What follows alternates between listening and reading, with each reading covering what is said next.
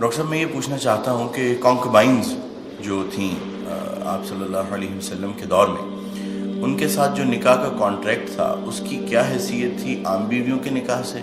مختلف کیا تھا اس میں؟ اور ان بطور بیوی ان کی حیثیت کیسی تھی اور ان کے ساتھ کس طرح کا معاملہ کیا جاتا تھا، اور بعد میں وراثت میں ان کا کیسا حصہ تھا؟ نیز یہ کہ کیا آج ان کی کوئی شکل معاشرے میں، کسی بھی معاشرے میں کیا باقی ہے یا اس کی کوئی اجازت ہے؟ دوسرا ڈاکٹر صاحب یہ کہ اگر اس کو ایلیبریٹ آپ کر دیں تو ساتھ یہ بھی بتا دیجیے گا کہ سورہ نساء کی جو آیات ہیں، آیت نمبر 4 اور 24 جس میں وما ملکت ایمانکم ان کے بارے میں آیا ہے، ان کو زیادہ ایلیبریٹ کرنے کے لیے کون سی تفسیر بہترین ہے جس کو پڑھا جا سکتا ہے، اگر آپ کو اس وقت آپ ریکال کر سکیں؟ جزاک اللہ۔ پہلے تو اپنی بات میں ایک تصحیح کر لیجئے، باندیوں کے ساتھ یا لونڈیوں کے ساتھ یا کانکوبائنز کے ساتھ کوئی نکاح نہیں ہوتا تھا۔ منکوحہ وہ بیویاں کہلاتی تھیں اور یہ باندیاں کہلاتی تھیں، یہ ملکیت ہوتی تھی۔ بیوی ملکیت نہیں ہوتی، بیوی تو ایک سوشل کانٹریکٹ کے تحت آپ کے ساتھ آتی ہے، زندگی گزارتی ہے، اس کی مرضی کے بغیر اس کا نکاح نہیں ہو سکتا، اس کی اجازت سے نکاح ہوا ہے، اور بیوی جو ہے اس کو یہ حق بھی حاصل ہے کہ وہ کبھی چاہے تو آپ سے سیپریشن جو ہے وہ حاصل کر لے۔ لیکن یہ جو ملکیت کا تصور ہے اس میں یہ چیزیں نہیں ہیں، نہ اس میں نکاح ہے، نہ اس میں کوئی وراثت کا حصہ ہے، بلکہ وہ تو خود وراثت میں منتقل ہو جائیں گی۔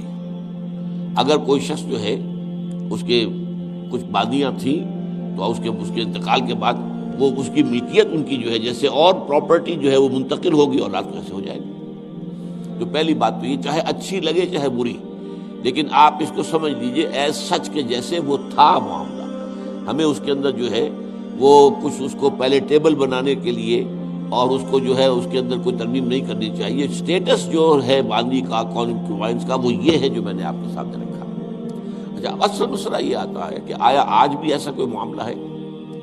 آج ایسا کوئی معاملہ موجود نہیں ہے، اور یہ لونڈیاں ہوتی تھیں حضور کے زمانے میں صرف وہ جو میدان جنگ میں مال غنیمت کے طور پر آتی تھی۔ آپ ایک جنگ ہوئی ہے، فرض کیجئے جنگ بدر ہوئی ہے، جنگ بدر میں اب جب کہ کفار کو شکست ہو گئی ہے تو آپ کو معلوم ہے ان کے جو اونٹ تھے وہ 900 اونٹ لے کر آئے ہوئے تھے، وہ سارے تو ابھی کھائے نہیں گئے تھے۔ اب وہ گویا کہ وہاں پر مال غنیمت ہے، ان کے گھوڑے اگر وہ بچے ہوئے تو مال غنیمت ہے۔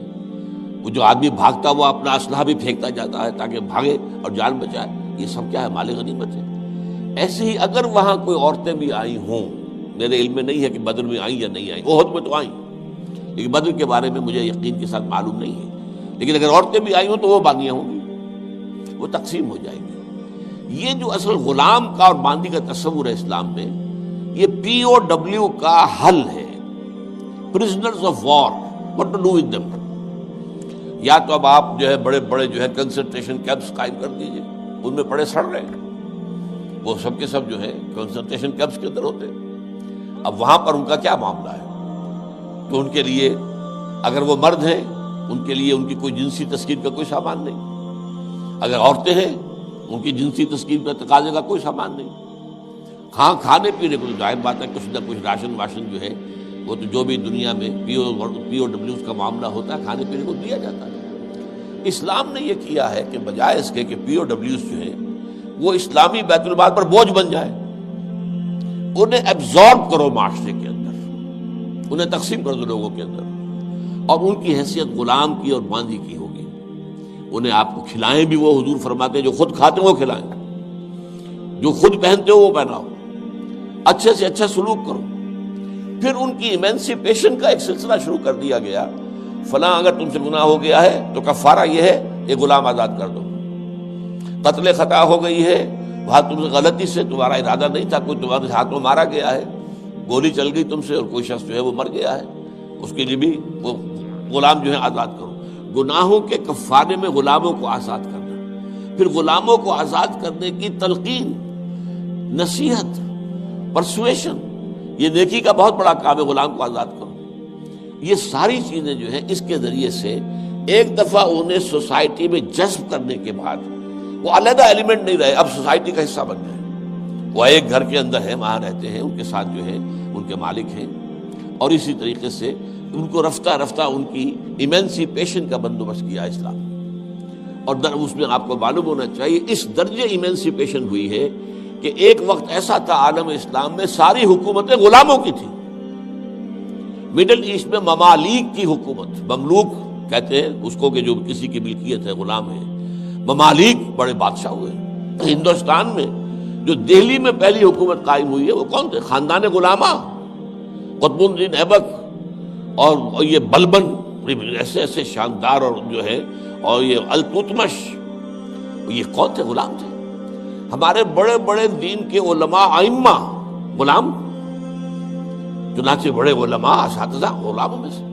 تو اسلام نے یہ راستہ اختیار کیا ہے۔ البتہ آخری سوال کا یہ ہے جو میرے اپنے ذہن میں ہے کہ اسلام نے اس انسٹیٹیوشن کو فائنلی ایبروگیٹ کیوں نہیں کیا؟ ایبروگیشن، جیسے آپ کو معلوم ہے سود کا معاملہ چلتا رہا، آخر میں آ کے سن 9 میں فائنلی طے کر دیا گیا حرام، اب اس کے قریب مت بڑھو۔ اس کی حکمت میرے نزدیک یہ ہے کہ یہ خالص اسلامی جہاد ہونا ہے قیامت سے قبل ایک مرتبہ بہت بڑے پیمانے پر، جس کو کہا گیا ملاحم، اور جس پر پورے باب جو ہے وہ احادیث کی کتابوں میں ہے۔ اس وقت میں سمجھتا ہوں کہ ضرورت پیش آئے گی اس انسٹیٹیوشن کو انووک کرنے کی، کہ اس وقت پرزنرز آف وار کا معاملہ اس طور سے ڈیل کیا جائے، لیکن اس وقت تک کسی آزاد انسان کو پکڑ کر غلام بنا لینا بہت بڑا گناہ ہے، ناقابل معافی گناہ ہے، کسی کو حق حاصل نہیں۔ یہ جو امریکنز لے گئے تھے، آپ کو معلوم ہے یہ افریقہ کے مغربی ساحل کے ساتھ ساتھ وہاں سے یہ لوگ لے کر گئے، پکڑ کر ان کو، افریقیوں کو، اور وہاں جا کر انہیں غلام بنایا ہے اور شدید ترین جو ہے سختیوں میں انہیں رکھا ہے۔ یہ معاملہ اسلام میں نہ کبھی ہوا ہے، نہ اس کی کوئی اجازت ہے۔ کسی غلام، کسی آزاد انسان کو پکڑ کر زبردستی غلام بنا لینا، اس کی نہ کبھی اجازت رہی ہے نہ کبھی ہوگی۔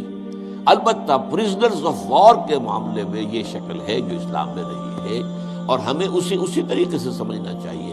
چاہے ٹھیک ہے دنیا اس کے اوپر فکرے چست کر دے گی، یا کوئی اس کو کہے گی، پاس بہت سی چیزیں ہیں کہ جو لوگوں کے عام جو مزاج اس وقت کا ہے وہ اس میں وہ ذرا آسانی سے وہ بات جو ہے ان کے ذہن کے اندر اترتی نہیں ہے، لیکن we have to be faithful کہ دین کی اصل تعلیم کیا ہے، اسی کے ساتھ جڑے رہنا چاہیے۔